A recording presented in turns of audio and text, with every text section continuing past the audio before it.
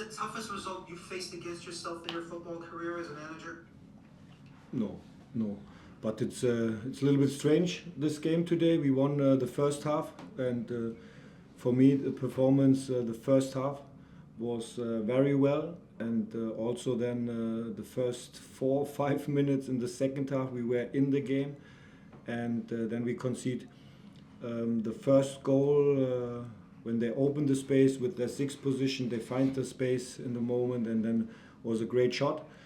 And after that, directly after an individual mistake, and this is then necessary for our development, for our young players, we concede the second goal, and then the third goal, and then we try everything, and but then we didn't keep the distances. We were not compact enough then in our game, and then they have the quality for to punish then these moments and to create these situations with Suarez and Lionel Messi. But we tried till the end, and this is very good, but not as a team after this third goal which we concede.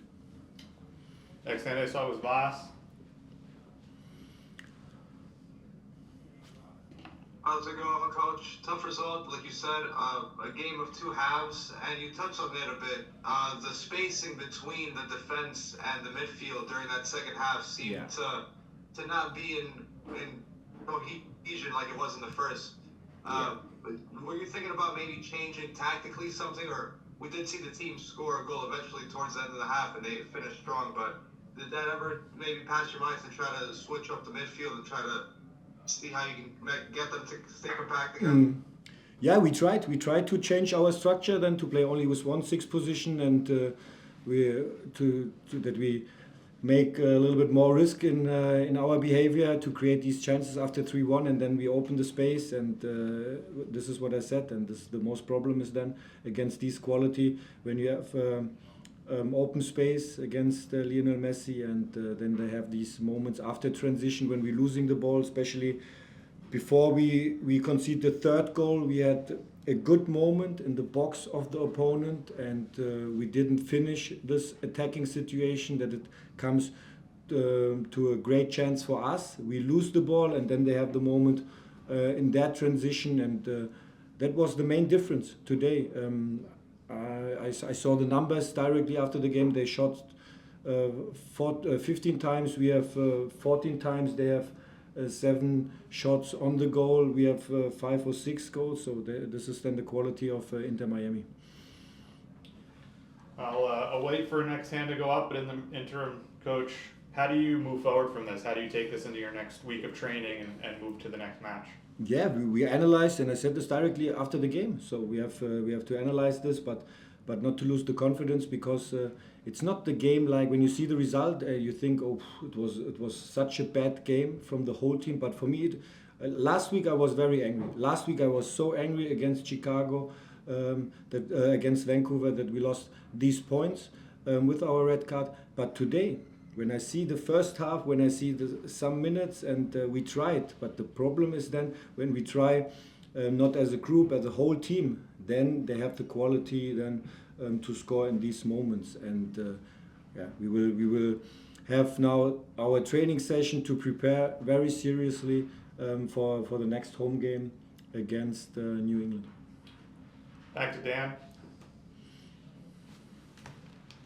Sandro, what was it that Miami did at halftime? I mean, we know they made the sub, but what changed with their tactics against you that saw them put all those goals in the back of your net? They got the confidence after these 2 goals which they scored. This was the difference. This was not now that they changed a lot in their structure. We lose our confidence. We lose then sometimes the ball in bad moments for us. Then we had not a good organization in our rest defense, and this was the main problem. But to be honest, this is the quality from Inter Miami. We tried, but not as a group, and this was the main problem today. And this is what we have to accept today, what we have to improve for sure, that we have the confidence, that we keep the distance, that we have not to lose our head after this 2-1.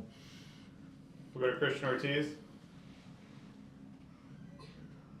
Hi, good evening, Coach. What is the biggest takeaway or the biggest lesson that you learned from this game? That we are able in a away game also to play a very good first half. Now I know the result is hard to have this feeling for all of us now in the locker room, but to improve and to learn is that we don't lose our principles, that we don't lose our head, that we have to continue then when it's 2-1 or 3-1 for Inter Miami, so that we don't lose our head, that we keep the ball, that we keep the distances, and to communicate in these moments our rest defense, and then is the quality, and also from Lionel Messi with this last pass, with Suarez, his movements, his counter movements, this is in top quality. So, and in these moments it's not so easy to defend then only with our back four, and in the first half, and you see the difference in the first half. You had great situations. We were very compact. We won a lot of times the ball in these moments. We had our situations, but this is when you play like against the Inter Miami with this quality. You need 94 minutes, 95 minutes, the focus, the concentration in a high level. We have two more. We'll first go to Mike Batista. Coach, thank you so much for the time. After the first half, I'm just curious, what was said in the locker room, especially with 3 yellow cards given out, especially 2 to your wingbacks? Felt like there was going to be a sense of, we cannot have another game where a player of ours gets sent off. So I'm just curious, could you talk about the message at halftime, especially to players like Wiki and John Tolkien? And following up on some of the other questions that were asked tonight, with this performance, is it going to be a game of like moving on past this? Is it going to be looking at individual errors made by players, or is this just everything kind of just went wrong and we're going to reinforce and go into against New England better because of it?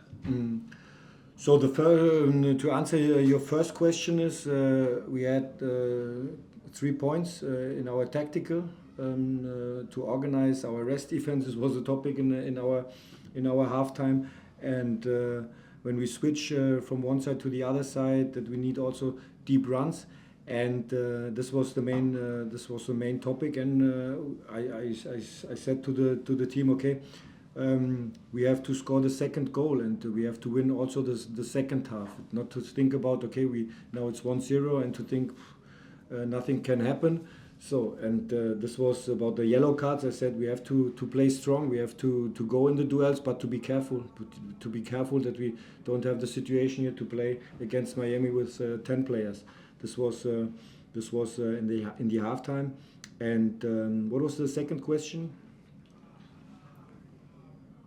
The second question is more going forward. How do you kind of address errors? Yeah, sorry. We have to analyze this individual, and I'm not sure that we analyze this now with the whole group. So some sequences we have to analyze, especially with our back four. These counter movements when the striker are doing that, or when we open the space, how we have to defend. So this is more individual analyze, and then to look forward against our home games. So now it's in these 11 games, it's now a shit result today, 6-2. It's not the best feeling. So, but to look forward for the next opportunity on next Saturday against New England, and this is our preparation, our focus, and we will be ready. We'll finish out with Voss. Thank you for the time again, Coach. And just to focus on some of the positives, Dante Vanzer got his second goal of the season. Can you just touch on his performance overall tonight? Yeah, it's important that he scored. And for me was very positive also the first half, how we play here with such a confidence, and also the second half we made mistakes with the ball, and then they were able to punish that in their transition moments. But we tried in every situation to play forward, but we didn't keep the distances. And, but Dante, yeah, it's important that he scored now a goal, and this is for him very important, for us very important to continue this process.